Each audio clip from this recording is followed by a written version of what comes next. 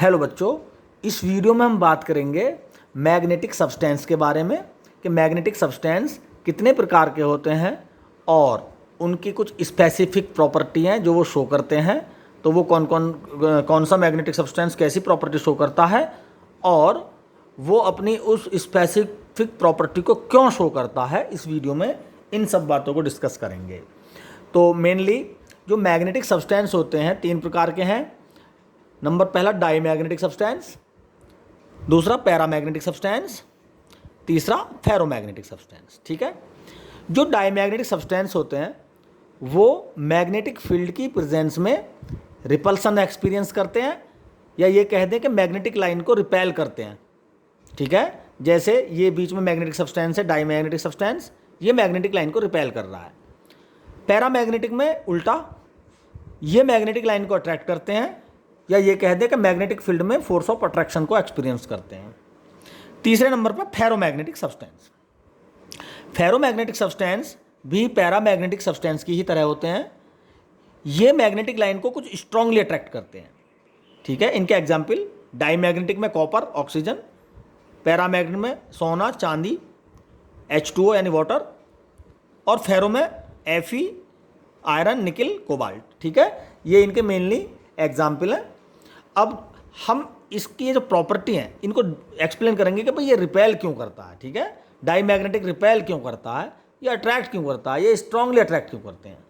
तो इसमें दिखाया भी गया है, ये डाईमैग्नेटिक सब्सटेंस भरा हुआ है इस यूट्यूब शेप में, और जैसे ही मैग्नेटिक पोल को लाया गया है तो ये रिपेल हो गया। ठीक है, और इसका उल्टा यहाँ पर ये अट्रैक्ट हो गया।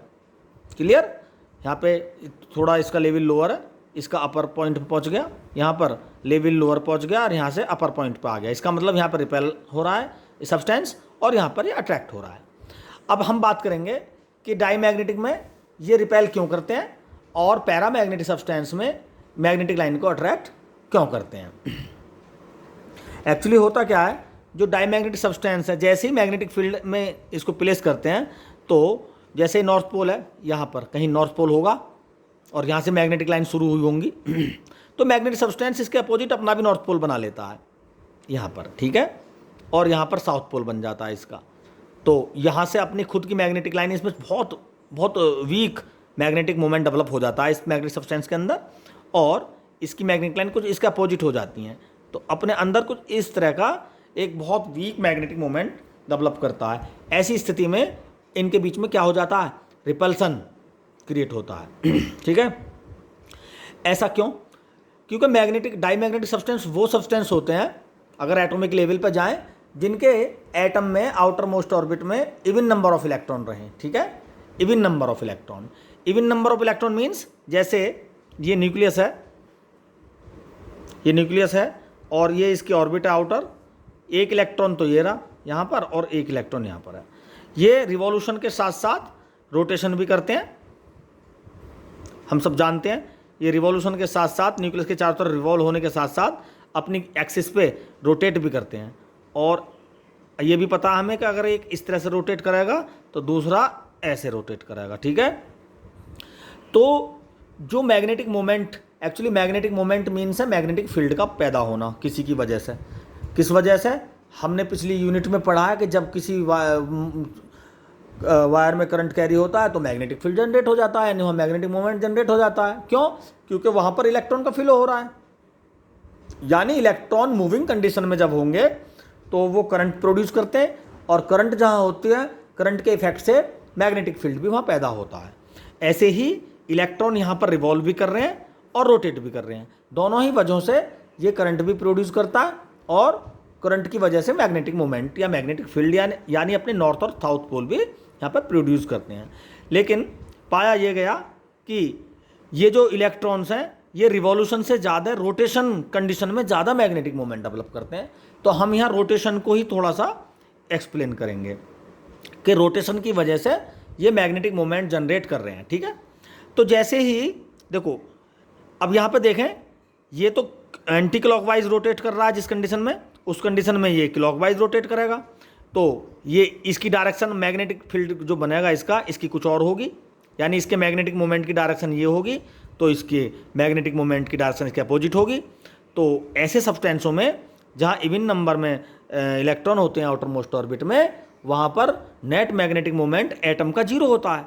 मैग्नेटिक मोमेंट एटम क्या हो जाता है, जीरो हो जाता है। क्लियर। लेकिन जैसे ही हम इसको एक्सटर्नल मैग्नेटिक फील्ड में पास करते हैं, ये एक्सटर्नल मैग्नेटिक फील्ड है, जैसे ही हम इस एटम को, यानी डाईमैग्नेटिक सब्सटेंस है, जैसे ही हम इस एटम को मैग्नेटिक फील्ड में प्लेस करते हैं तो होता क्या है, नेचुरली एक, देखो नेचुरली कह दो या फिजिक्स के अकॉर्डिंग कह दो, यहाँ पर मैग्नेटिक फील्ड भी है, करंट भी है, और एक्सटर्नल मैग्नेटिक फील्ड तो है ही, करंट भी है। तो जब हम लेफ्ट हैंड रूल लगाएंगे तो कुछ फोर्स की डायरेक्शंस होंगी, यहाँ पर भी फोर्स की डायरेक्शंस होंगी। तो एक फोर्स इस एक इलेक्ट्रॉन की स्पीड को बढ़ा देगा, दूसरे की घटा देगा, अगर हम इसमें डीपली जाएं।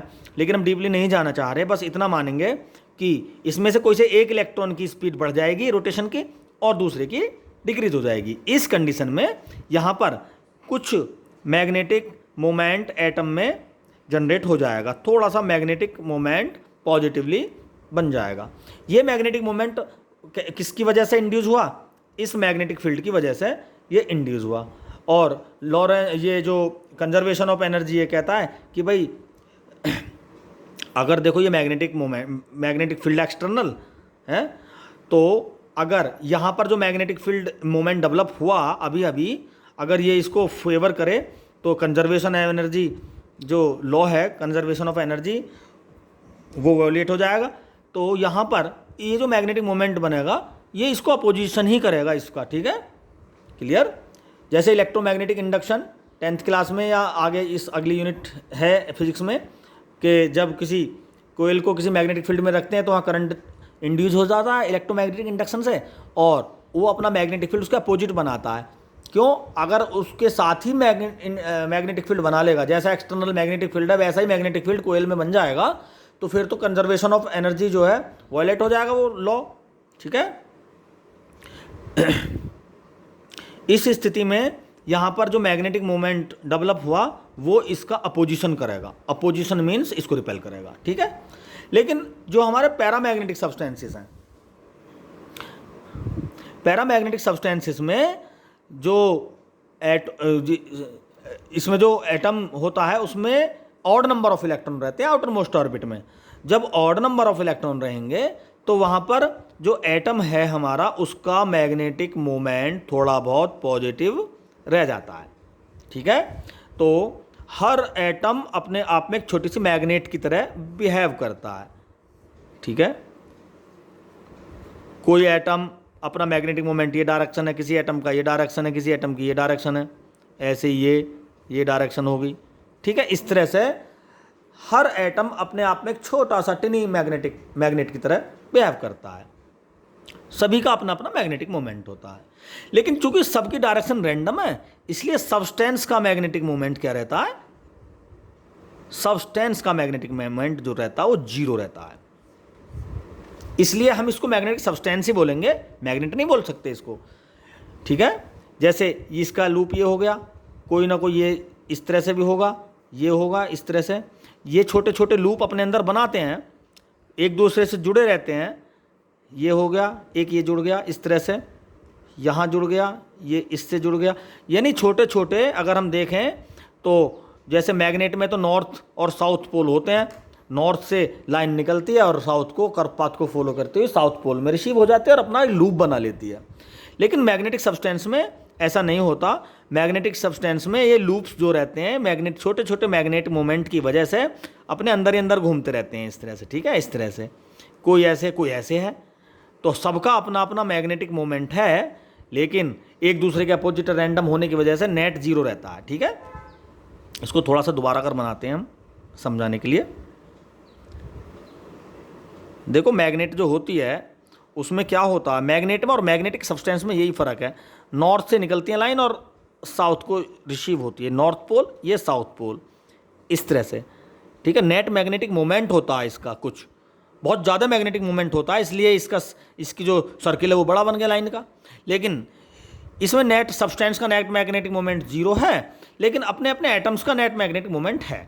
कोई इस तरह से है, कोई इस तरह से होगा, कोई इस तरह से होगा, लूप बन गए यहाँ पर, ऐसी कोई लूप यहाँ बना देंगे कुछ मिलके, कुछ एटम मिलकर ऐसे लूप बना देंगे, कुछ एटम इस तरह से लूप बना देंगे।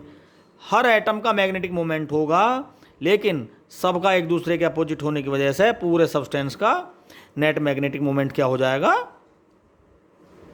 0। ठीक है।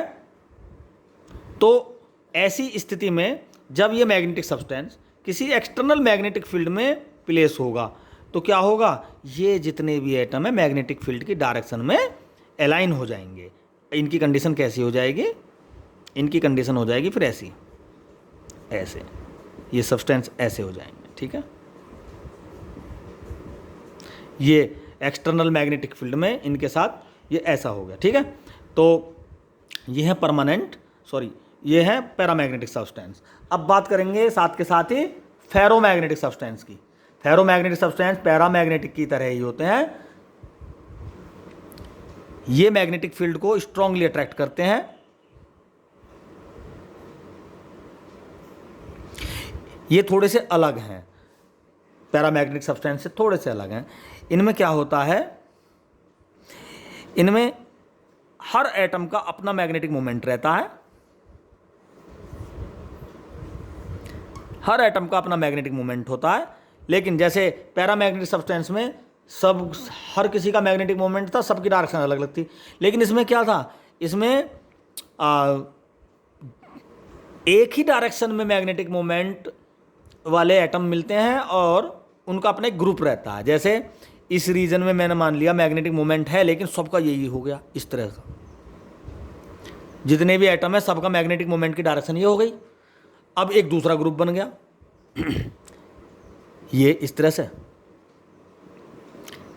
हर ग्रुप में सभी एटम्स की मैग्नेटिक मोमेंट की डायरेक्शन सेम रहेगी और अलग अलग ग्रुप में डिफरेंट। जैसे इस ग्रुप में ये डायरेक्शन है, अब बाय द वे इस ग्रुप में हो सकता है ये वाली डायरेक्शन हो। ठीक है, इस ग्रुप में कुछ ऐसी हो, इस तरह से, इस ग्रुप में कुछ ऐसी हो, सभी एटम की डायरेक्शन एक रहेगी। ये इफेक्टिव रीजन कहलाते हैं, इन्हीं को हम डोमेन बोलते हैं। ठीक है, तो देखो अगर इसमें देखा जाए तो एक लूप बन गया अंदर ही अंदर। इस रीजन में देखें, यहां से ये ऐसे थे, फिर ये ऐसे ऐसे इस तरह से एक इस तरह से लूप बन गया। ठीक है, इस तरह से लूप बन गया इसका भी। ठीक, और यहां पर ऐसे ही एक एग्जाम्पल है, यहां पर भी हो सकता है कुछ इस तरह से हो सकता है, ऐसे। ठीक है, तो जो ये वाले देखो, इस डोमेन को देखो, इस वाले को, ये डोमेन इसके साथ लूप बना रहा है, हो सकता है ये इसके साथ भी लूप बना सकता है ऐसे। ठीक है, ऐसे। क्लियर? अभी तो फिलहाल ये 1 2 और ये इस तरह से लूप बन रहा है। ये हो सकता है इसके साथ, देखो ये वाला डोमेन, इसकी बात कर रहा हूँ, ये डोमेन इन डोमेन्स के साथ भी लूप बना रहा है और इन डोमेन्स के साथ भी लूप बना सकता है। ठीक है, तो ओवरऑल जो मैग्नेट होती है उसका लूप तो मैग्नेट अपने सब्सटेंस के बाहर नॉर्थ से निकल के साउथ को, वहाँ तो मैग्नेटिक मोमेंट होता है। लेकिन इन सब्सटेंस को क्या करें, जब पैरामैग्नेटिक हुआ या फेरोमैग्नेटिक हुआ, इनके अंदर जो एटम्स होते हैं उनके तो मैग्नेटिक मोमेंट होते हैं, लेकिन फुलफिल सब्सटेंस का मैग्नेटिक मोमेंट 0 होता है। वही फेरोमैग्नेटिक का भी सब्सटेंस का मैग्नेटिक मोमेंट 0 होता है, इसका भी। ठीक है, क्यों? रैंडम होने की वजह से। अब बता तो रहे हैं कि ये जो लूप है ये ऐसा हो गया, हो सकता है ये वाला लूप कुछ ऐसा हो जाए, तो हो गया 0। मैग्नेटिक मोमेंट है, लेकिन होने के बावजूद भी नेट मैग्नेटिक मोमेंट 0 हो गया। तो इन सब्सटेंसों को जिनमें देखो, जिनमें हर इलेक्ट्रॉन का मैग्नेटिक मोमेंट और सबकी डायरेक्शन अलग अलग हो, वो तो पैरामैग्नेटिक हो गए। और जिनमें हर एटम का मैग्नेटिक मोमेंट हो और एक विशेष रीजन में सभी एटम के मैग्नेटिक मोमेंट्स की डायरेक्शन सेम हो और हर रीजन में वो अलग अलग हो, तो वो भी वो एक ग्रुप में लूप बना रहे हैं। ऐसा समझो जैसे यहाँ तो पैरामैग्नेटिक के केस में केवल एक इंसान आंदोलन कर रहा है। ठीक है, एक ही घूम रहा है। ठीक, यानी यहाँ पर एक एटम है, फिर दूसरा एटम उसके आगे, फिर तीसरा, मतलब एक के आगे एक है। लेकिन यहाँ पर क्या है, यहाँ पर बहुत सारे हैं, उनके आगे भी बहुत सारे लोग हैं, उनके आगे भी बहुत सारे लोग हैं। इस तरह से हम अगर इसको देखें, पैरामैग्नेटिक में एक इंसान, उसके आगे दूसरा इंसान, फिर तीसरा इंसान, चौथा इंसान, पांचवा इंसान, इस तरह से लूप बना रहे हैं। लेकिन फेरो में क्या है, बहुत सारे हैं, फिर उसके आगे भी बहुत सारे हैं, फिर इस तरह से बहुत से लोग हैं, और ये इस तरह से अंदर अंदर क्या कर रहे हैं, लूप बना रहे हैं। ठीक है, तो यहाँ पर तो पैरामैग्नेटिक में तो अकेला इंसान है, एक के आगे एक, लेकिन यहाँ पर बहुत सारे लोग हैं और उसके आगे और, तो यहाँ पर स्ट्रांगली अट्रैक्शन हो जाता है। ठीक है, मैग्नेटिक लाइन का अट्रैक्शन फेरोमैग्नेटिक के केस में स्ट्रांगली हो जाता है। अब एक्सटर्नल मैग्नेटिक फील्ड में ये कैसे एक्सपीरियंस करते हैं, कैसा अनुभव करते हैं ये फेरोमैग्नेटिक सब्सटेंस, उसको हम बता रहे हैं जरा। जैसे ही हम इस सब्सटेंस को एक्सटर्नल मैग्नेटिक फील्ड में रखेंगे तो ये डोमेन्स जो हैं, इफेक्टिव रीजन, प्रभावी क्षेत्र, ये डिस्प्लेस होना शुरू कर देते हैं मैग्नेटिक फील्ड की डायरेक्शन में, कुछ इस तरह से, जैसे मैं यहाँ बना रहा हूँ। ठीक है, तो बहुत सारे हैं, छोटे छोटे रीजन है। यहाँ पर क्या हुआ, कुछ इस तरह से हो गया, ऐसे समझो, इस तरह से कुछ ये और कुछ इस तरह के डोमेन, ये मैग्नेटिक फील्ड की डायरेक्शन में एक दूसरे में डिस्प्लेस हो गए हैं, ये डोमेन या इफेक्टिव रीजन। और यहाँ पर अभी भी कुछ इस तरह से चल रहा है काम।